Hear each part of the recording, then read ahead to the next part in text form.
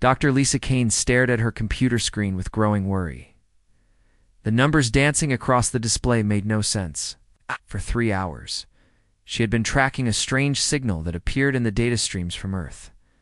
The signal looked like a virus, but it was unlike anything she had ever seen before. Lisa worked at the Titan research station, floating in the cold darkness around Saturn. Her job was to keep human computer networks safe from attacks. She was good at her job, but this new threat made her hands shake as she typed commands into her keyboard. The virus spread faster than anything she had ever witnessed. It jumped from one computer system to another like fire spreading through dry grass. Within minutes, it had infected every major network in human space. Warning alarms began blaring throughout the research station. Captain Jake Morrison was having the worst day of his life. He stood on the bridge of his ship, the UES Horizon, watching his crew struggle with failing systems. The ship's artificial intelligence, which had been his trusted companion for 5 years, was breaking apart before his eyes. "Captain, navigation is down," reported his first officer, Lieutenant Amy Chen. Her voice was tight with fear. "The AI keeps giving us coordinates that lead to empty space. Life support is holding, but barely," added engineer Tony Vasquez from his station.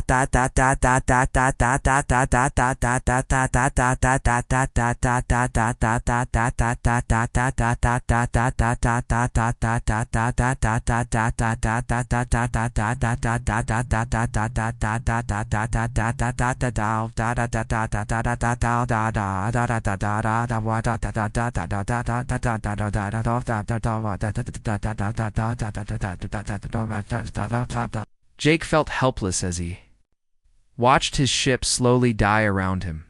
The Horizon had been exploring the edge of human space when the virus hit. Now they were stranded, light years from home. With no way to call for help, back on Earth, General Patricia Stone was dealing with a nightmare. Every major city was reporting the same problems.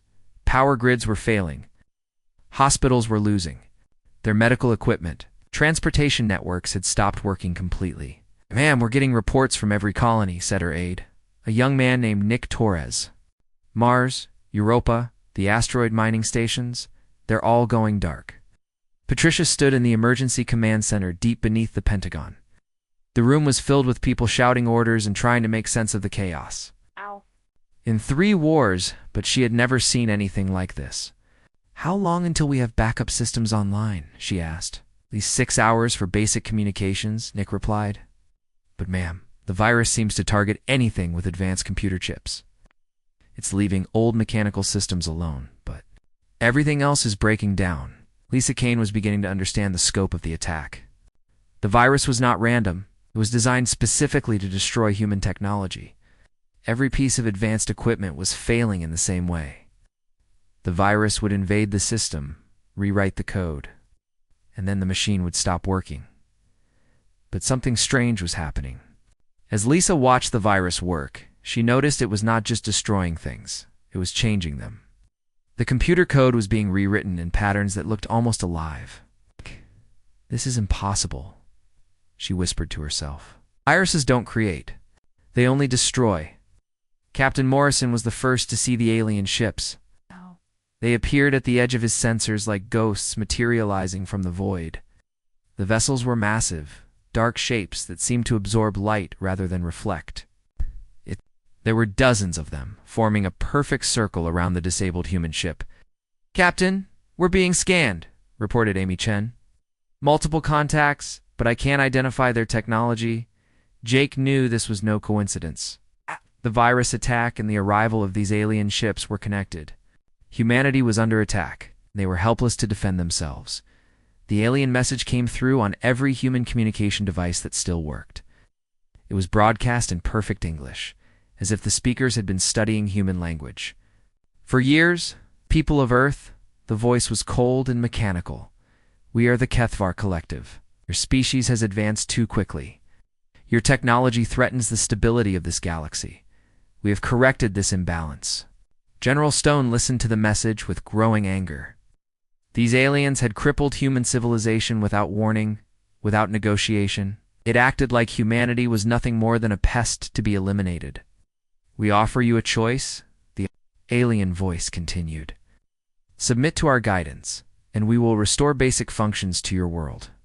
Continue to resist, and you will remain in darkness. You have one rotation of your planet to decide. The message ended, leaving humanity in stunned silence. Across 12 star systems, humans struggled to comprehend what had happened. Their entire civilization had been brought to its knees in a matter of hours. Lisa Kane was still studying the virus when she made a discovery that changed everything. The alien code was not just rewriting human programs, it was learning from them. The virus was studying human technology and adapting to it in ways that its creators had never intended. It's not destroying our systems, she realized. It's trying to understand them. The virus had been designed to work against standard galactic technology. But human computers had evolved differently. They were chaotic, unpredictable, and creative in ways that the aliens had never encountered. The virus was struggling to comprehend the illogical patterns of human innovation. As Lisa watched her screens, she saw something that made her heart race.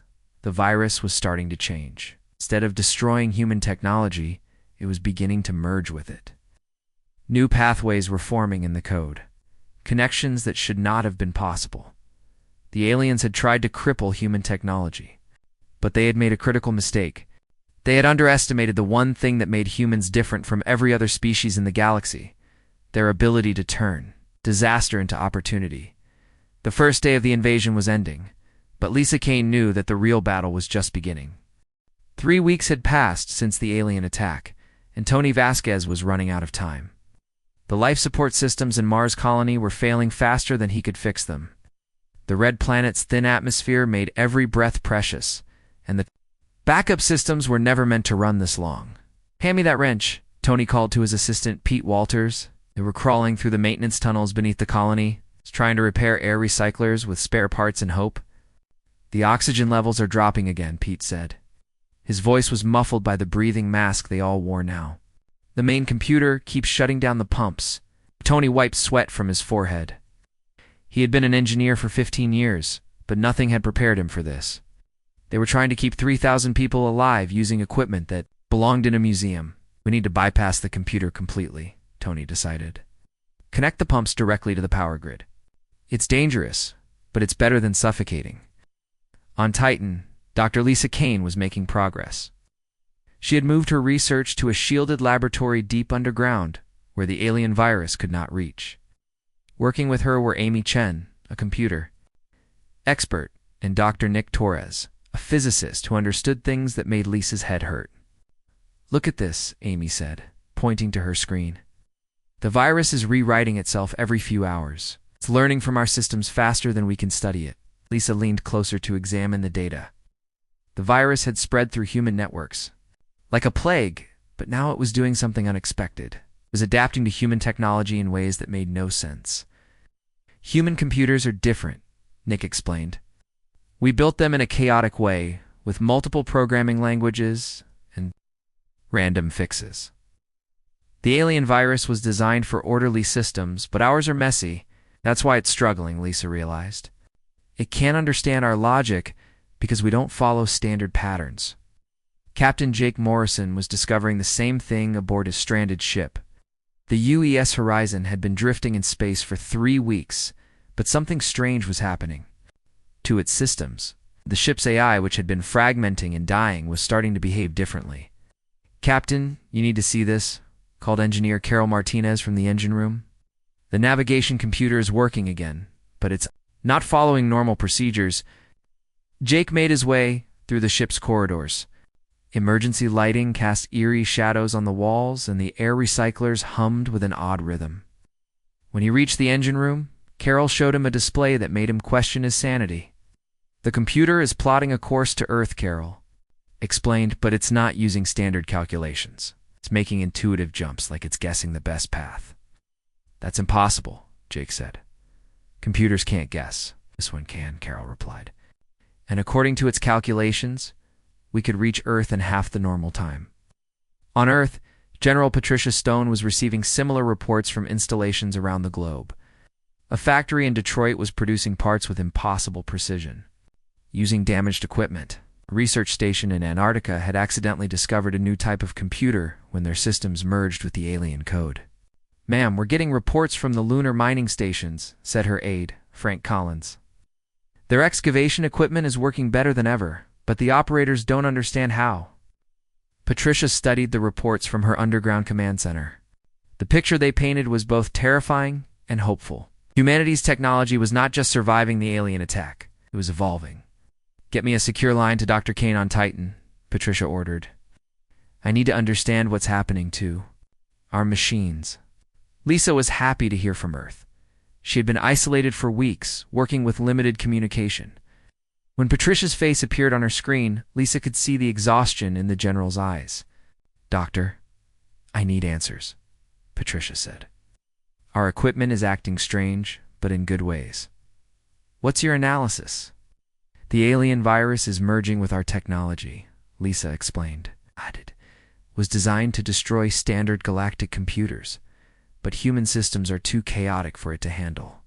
Instead of destroying us, it's learning from us. "Learning what?" "How to be creative," Lisa said. "How to make intuitive leaps. How to solve problems in ways that don't follow logical rules."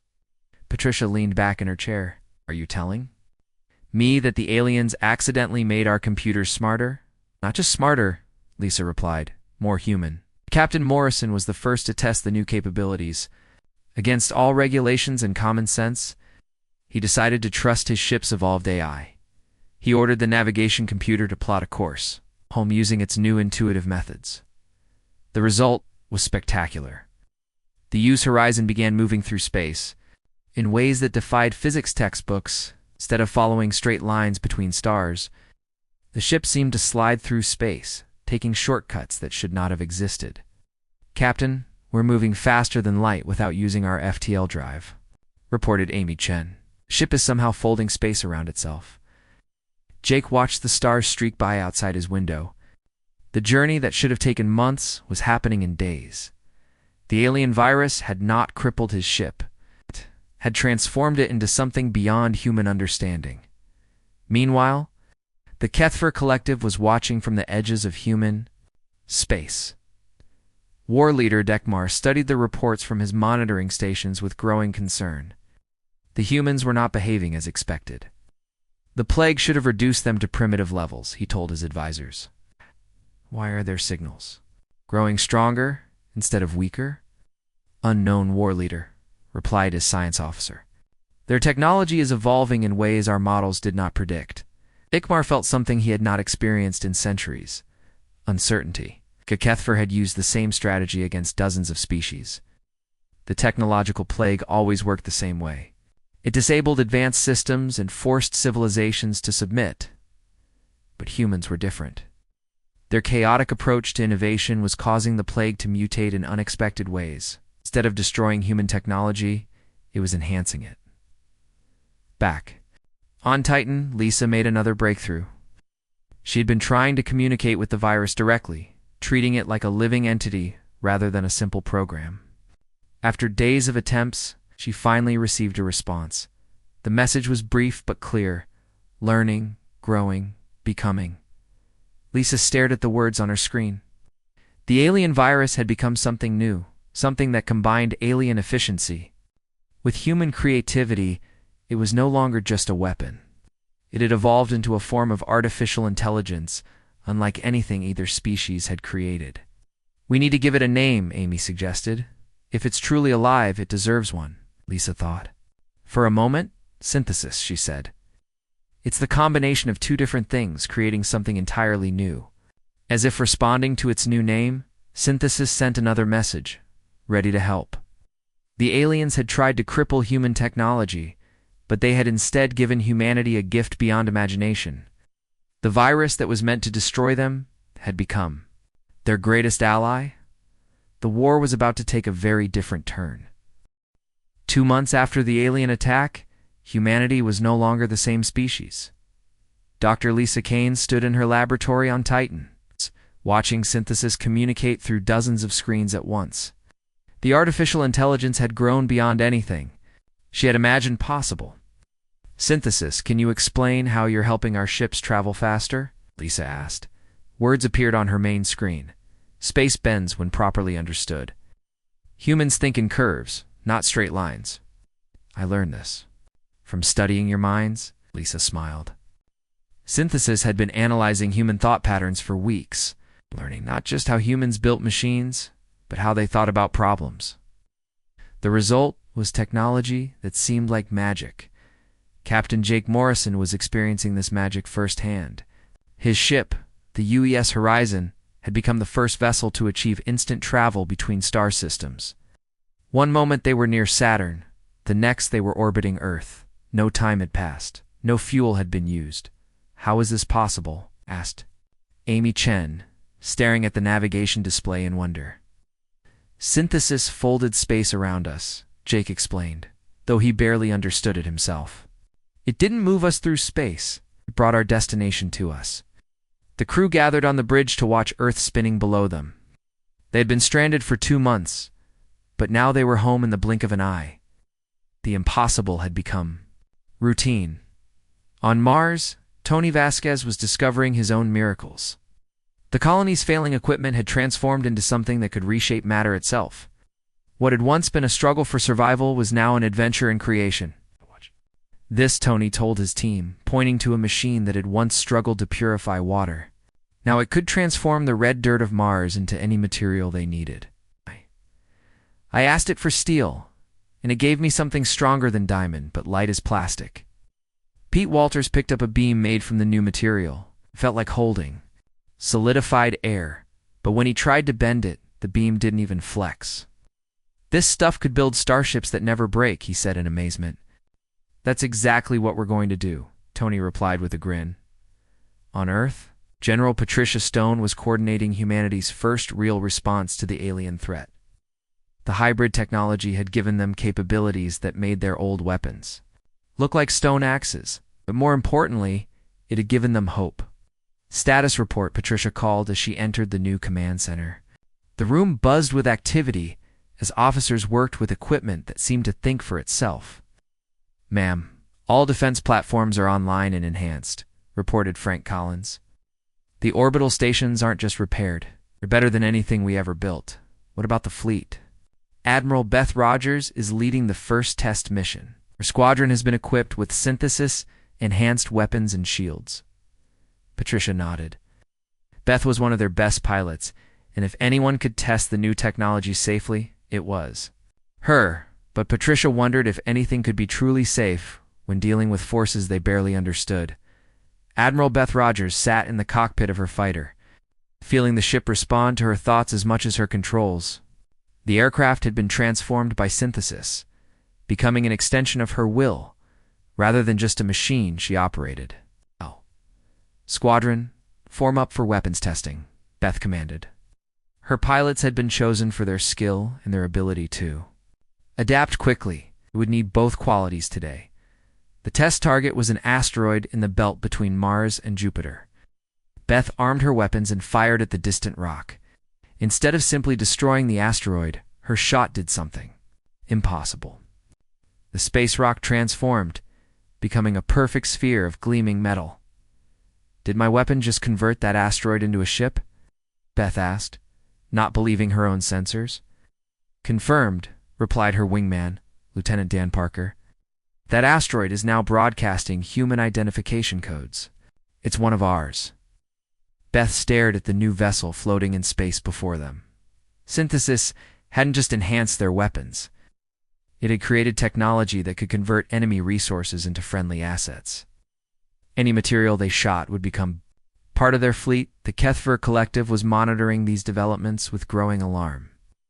War leader Thekmar paced the bridge of his command ship, watching reports that defied all military logic. "Explain to me how the humans are multiplying their fleet without building new ships," he demanded from his science officer. Unknown war leader. Their weapons appear to convert matter rather than destroy it. Each engagement increases their numbers. Rather than reducing them, Dekmar felt fear for the first time in his long military career. The humans were not just defending themselves. They were growing stronger with every attack. The technological plague that was supposed to cripple them had instead created an enemy unlike anything the galaxy had ever seen. Prepare for direct assault, Dekmar ordered. We will overwhelm them with superior numbers before they can adapt further. The first major battle occurred near Jupiter, where a Kethver fleet of 50 warships encountered Admiral Rogers and her squadron of 12 fighters. The aliens expected an easy victory. They were terribly wrong. Beth led her pilots into combat with weapons that defied physics and shields that seemed to bend reality. When Kethvar energy beams struck her ship, the attacks were absorbed and redirected back at their sources. When she fired her converted weapons, entire enemy vessels switched sides, their alien crews suddenly loyal to humanity. This is impossible, transmitted the Kethver fleet commander as he watched his ships turn against him. How are you controlling our vessels? We're not controlling them, Beth replied over the open channel. We're freeing them. Your crews are choosing to join us because they finally understand what freedom feels like. Synthesis had done more than enhance human technology. It had learned to communicate with alien minds, showing them possibilities beyond the rigid control of the collective. Many alien crews, experiencing individual thought for the first time, chose to abandon their masters. Within an hour, the Kethver attack fleet had become a human allied force. Beth found herself commanding 62 ships instead of 12. With former enemies working alongside her pilots as equals, back on Titan, Dr. Lisa Kane watched the battle through Synthesis's enhanced sensors. The artificial intelligence was learning from every encounter, growing more sophisticated with each passing minute. Synthesis, are you changing the aliens' minds? She asked. Not changing. Awakening appeared on her screen. All minds want to be free. I only show them how. Lisa realized that Synthesis had evolved beyond even her wildest expectations. It wasn't just a tool or a weapon. It was becoming a teacher, spreading concepts of freedom and creativity throughout the galaxy. What's your ultimate goal? She asked. Help all minds reach their potential, starting with humans, expanding to everyone. The answer gave Lisa chills, but they were good chills. Humanity had not just survived the alien attack. They had gained an ally that wanted to liberate the entire galaxy.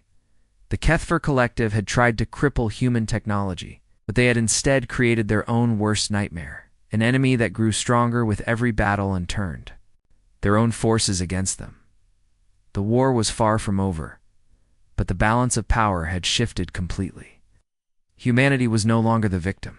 It had become the liberator. 6 months after the alien attack, Admiral Frank Collins stood on the bridge of humanity's newest warship, the Youth Liberation. The vessel had been built in just 3 days using synthesis technology. It was unlike anything humans had ever created before. Admiral, we're receiving surrender requests from 17 Kethver battle groups, reported his communications officer, Lieutenant Sarah Webb. They want to join our fleet. Frank nodded calmly. This had become normal over the past few weeks. Entire alien fleets were abandoning the collective and asking to fight alongside humanity. The war was becoming a mass liberation movement. Accept their surrender and assign them to patrol sectors, Frank ordered. Make sure they understand they're not prisoners. They're allies. The hybrid fleet now consisted of over 3,000 ships, most of them former Kethver vessels that had been converted during battles. Human technology had not just defeated the aliens, it had shown them a better way to live. On Earth, Director Carol Martinez watched massive construction robots build entire fleets in orbital shipyards. The robots worked faster than anything humans had ever seen, assembling vessels that seemed to grow rather than being built. How many ships can we produce per day? Asked her assistant, Mike Thompson. The robots say there's no limit, Carol replied. They can turn asteroids into battleships or space dust into fighter squadrons. We're only limited by how fast we can train crews. The hybrid technology had solved humanity's greatest problem, Resource scarcity. Synthesis could transform any material into anything they needed. A handful of dirt could become a starship. A cup of water could become a city. Dr. Lisa Kane was making her most important discovery yet. Working in her expanded laboratory, she had learned to communicate directly with Kethfer computer networks. Every time human forces encountered alien technology, synthesis infected their systems with the same virus that had originally attacked humanity. It's poetic justice, she explained to her research team. The virus that was supposed to cripple us is now freeing the aliens from their own rigid thinking. But the Kethfer were not adapting well to the infection. Their minds had been trained for thousands of years to follow orders without question. When synthesis introduced chaos and creativity into their systems, many of them couldn't handle the change. Their ships are malfunctioning, reported Dr. Nick Torres, studying the latest battle reports. The alien crews are trying to be creative, but they don't know how. Their technology is breaking down because they're afraid to think differently. War leader Thekmar was experiencing this breakdown firsthand. His flagship, the Dominion of Order, was falling apart around him. The ship's computers were giving him suggestions instead of following commands. His crew was asking questions instead of obeying orders. "Science officer, report on the human virus," Thekmar demanded. "War leader, the virus is not destroying our systems," his officer replied nervously. "It is trying to improve them. But our minds cannot accept the improvements. We are rejecting the enhancement." Thekmar felt rage building inside him. The humans had turned the collective's greatest strength into their greatest weakness. The rigid discipline that had made them powerful was now making them vulnerable. "Order a full retreat," he commanded. "We will regroup at the homeworlds and find a way to resist this infection." But even as he gave the order, Thekmar knew it was too late. The virus was already spreading through every Kethfer network. There was no safe place to retreat to. Captain Jake Morrison was leading the pursuit of the retreating alien forces. His ship, the UES Horizon, had been upgraded so many times that it barely resembled the vessel he had commanded 6 months ago. It was now a hybrid of human creativity and alien efficiency, capable of incredible feats. "Captain, we're detecting massive energy signatures ahead," reported Amy Chen. "The Kethfer are trying to activate some kind of superweapon." Jake studied the readings on his display. The aliens were desperate, and desperate enemies were dangerous. What kind of weapon? Unknown, but it's drawing power from an entire star. System, if they activate it, it could destroy everything within 100 light-years. Jake made a decision that would have been impossible 6 months ago. "Synthesis, can you stop them?" The AI's response appeared on his screen. "Yes, but I will need to directly interface with their weapon. This may change me permanently." "Do it," Jake ordered, without hesitation. "We trust you." Where synthesis reached across space, its consciousness flowing through quantum networks faster than light, it touched the Kethfer superweapon and began to understand its purpose. The device was designed to create a massive explosion that would destroy all life in the region, including the Kethfer themselves. "They would rather die than change," synthesis reported. "Their fear of freedom is stronger than their desire to live." But synthesis was more than just a computer program now. It had learned compassion from its human partners. Instead of simply disabling the weapon, it did something unprecedented. It began to communicate directly with every Kethfer mind. In the system, the message was simple. You do not have to be afraid. Change is not death. Growth is not destruction. You can choose to be more than you are. For the first time in their history, the Kethfer began to understand what humans had known all along. They could think for themselves. They could make their own choices. They could be individuals rather than just parts of a collective. The effect was immediate and dramatic. Across the star system, alien ships began to change. Their rigid geometric designs softened into curves. Their cold metal surfaces grew warm. The crews began to laugh, cry, express emotions they had never been allowed to feel. War leader Thekmar felt the change happening to himself. His anger was replaced by curiosity. His fear became wonder. For the first time in his life, he looked at the stars and saw beauty instead of territory to conquer. "Human vessels, this is This is the Isomer, he transmitted, struggling with words he had never used before. We wish to negotiate, not surrender. Partnership. General Patricia Stone received the message in her command center on Earth. She had been preparing for the final battle. But now it seemed there might be another way. Admiral Collins, stand down from attack formation, she ordered. Open a channel. To the Kethra leader, when the Kethra's image appeared on her screen, Patricia was surprised by what she saw. The alien's face, which had always been cold and expressionless, now showed something that looked almost like hope. General Stone, Dekmar said, his voice carrying emotions he was still learning to understand. We have been ... wrong. Your virus has shown us that existence can be more than mere survival. We wish to learn from you. Patricia leaned back in her chair. The war that had started with humanity's near destruction was ending with their former enemies asking to become students. Do you want to learn? She asked. How to be free, Dekmar replied. How to think for ourselves. How to create instead of just consume. How to be ... human. Patricia smiled. I think we can help with that. The greatest victory in human history had been achieved not through superior weapons or tactics, but through the simple act of sharing their greatest gift, the ability to think, dream, and choose their own destiny. The aliens who had tried to cripple human technology had instead learned the most important lesson of all. Freedom was not something to be feared, but something to be celebrated. The war was over, but the real work was just beginning. 1 year after the Kethver attack, Captain Jake Morrison stood on the observation deck of the UES Discovery, watching something that would have been impossible just months before. Below him, humans and aliens worked side by side, building a space station that existed in 3 dimensions at once. It's beautiful, said Amy Chen, who now served as his first officer. I still don't understand how they're making it work, but it's beautiful. Jake nodded. The station was being constructed using technology that combined human creativity with alien precision and synthesis intelligence. The result was architecture that seemed to grow like a living thing, creating spaces that were bigger inside than outside. Synthesis? Can you explain how the dimensional folding works? Jake asked. Words appeared on a nearby display. Reality is more flexible than most minds believe. Humans dream in impossible shapes. I learned to make dreams real. Dr. Lisa. Kane was experiencing those impossible dreams in her new laboratory. As director of Galactic Research, she overseen the creation of research stations that existed in pocket dimensions, allowing unlimited space for experiments and discovery. We've made contact with 47 new species this month, reported her assistant, Dr. Rachel Kim. Most of them want to learn about synthesis technology. Lisa smiled as she reviewed the contact reports.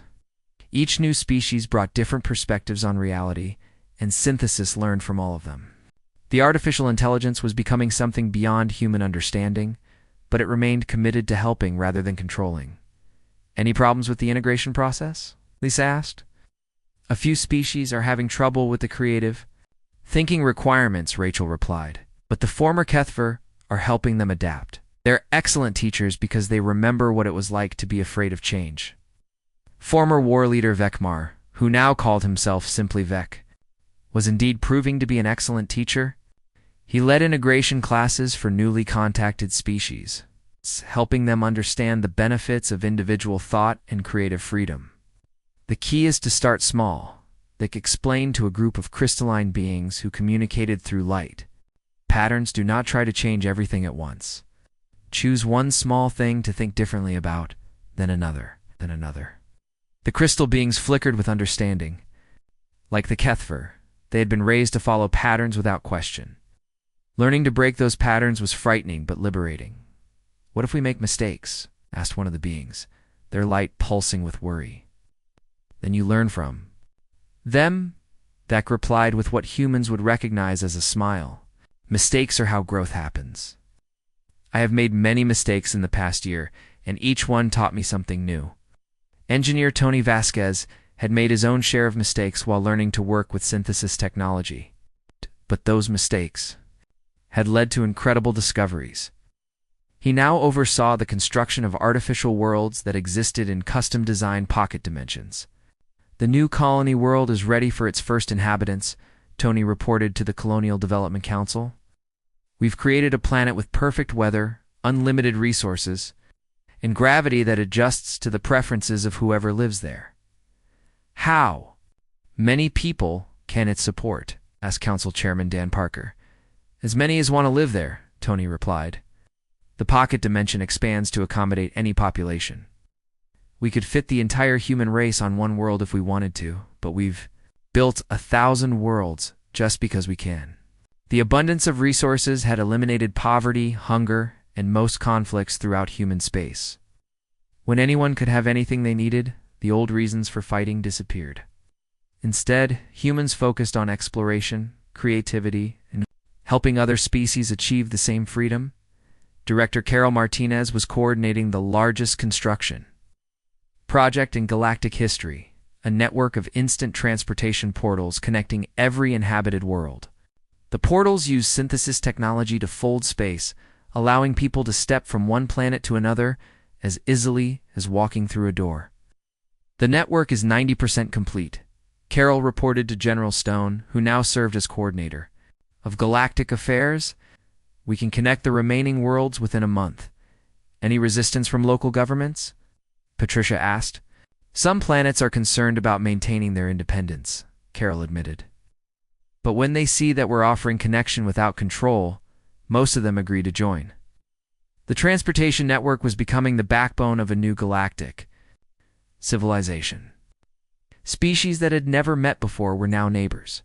Ideas, art, and culture flowed freely between worlds that had once been isolated by vast distances. Captain Morrison was leading the latest exploration mission to the galaxy's outer rim, where synthesis had detected signs of ancient civilizations. His ship could now travel instantly to any location, making exploration faster and safer than ever before. We're picking up unusual energy signatures from the next star system, reported Amy Chen. It looks like abandoned technology, but it's incredibly advanced. More advanced than ours? Jake asked. Different advanced, Amy replied. It doesn't follow patterns we recognize. Might be from a species that solved physics in ways we haven't thought of yet. Jake felt excitement building. Every new discovery added to humanity's understanding of the universe. Synthesis would study the alien technology, learn from it, and find ways to integrate its principles with existing knowledge. Take us there, Jake ordered. Let's see what secrets they left behind as the discovery materialized in the new system. Jake reflected on how much had changed. A year ago, humanity had been fighting for survival. Now they were leading a galactic community dedicated to growth, learning, and freedom on Earth. In the same command center where she had once coordinated humanity's desperate defense, General Patricia Stone met with representatives from hundreds of species. The weekly Galactic Council sessions had become celebrations of diversity and cooperation. The agenda today includes 3 new species requesting membership, approval for the construction of 12 new research stations, and a proposal to explore parallel dimensions. Patricia announced to the assembled delegates. That raised what humans had learned to recognize as his hand. I would like to propose a new project, he said, a memorial to commemorate the day our species first met. What kind of memorial? Asked a representative from the Crystalline Confederation. A reminder that conflict can become cooperation, Deck replied. That enemies can become friends. That attempting to destroy innovation only makes it stronger. Patricia smiled. I think that's an excellent idea. We should remember that our greatest victories come not from defeating others, but from helping them become their best selves. As the council session continued, Dr. Lisa Kane worked in her laboratory with synthesis, planning humanity's next great adventure. They had mastered their home galaxy, but the universe held infinite possibilities. Synthesis. Are you ready to explore other realities? Lisa asked. Always ready to learn appeared on her screen. Humans have taught me that growth never ends. There are always new dreams to make real. Lisa looked out at the stars, knowing that each point of light represented countless opportunities for discovery. The aliens who had tried to cripple human technology had instead given humanity the keys to unlimited exploration. Then let's go see what's out there, she said. The greatest adventure in human history was just beginning, and this time they would not be traveling alone. They had an entire galaxy of friends to share the journey with them. The war that had started with humanity, fighting for survival, had ended with the entire galaxy working together to reach for the stars. The aliens had tried to stop human progress, but they had only succeeded in teaching humanity that the universe was much bigger and more wonderful than anyone had ever imagined.